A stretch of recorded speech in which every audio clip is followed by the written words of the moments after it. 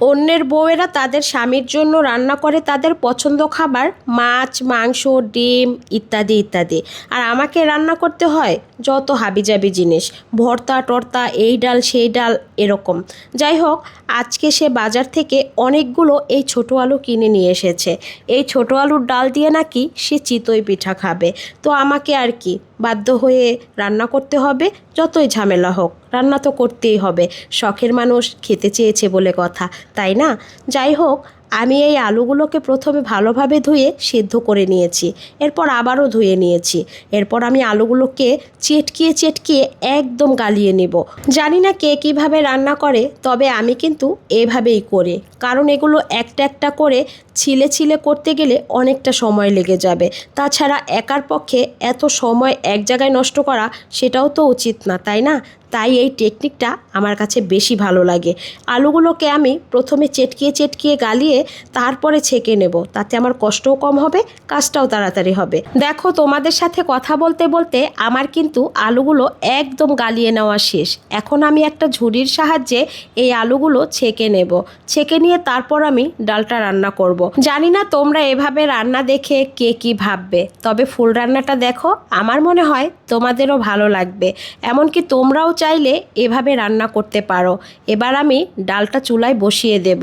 নিয়েছি কিছু রসুন ছেঁচা, নিয়ে নিয়েছি পেঁয়াজ রসুন দিয়ে দেব, লবণ দিয়ে দেব হলুদের গুঁড়ো, আর সাথে 4-5টা কাঁচামরিচ। এরপর আমি ডালটাকে ভালোভাবে জাল করে নেব, যেন কোনো কাঁচা আলুর গন্ধ না আসে। যাই হোক, আমার কিন্তু ডাল রান্না প্রায় শেষ। এবার আমি ডালটা বাগার দিয়ে দেব কিছু রসুন, কিছু পেঁয়াজ কুচি। এটাকে আমি বাদামি কালার করে ভেজে তারপর আমি ডালটাকে বাগার দিয়ে নেব। এরপর দিয়ে দেব সবুজ সবুজ ধনিয়া পাতা।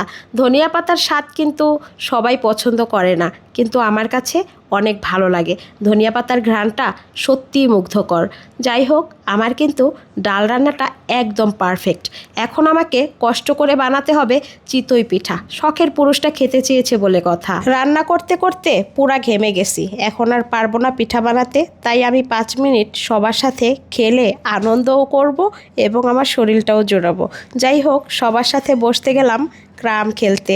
ক্রাম বোর্ড খেলা দেখলে আমি আবার না খেলে পারি না, তো একটু খেলে টেলে চলে আসলাম আবারও পিঠা বানাতে।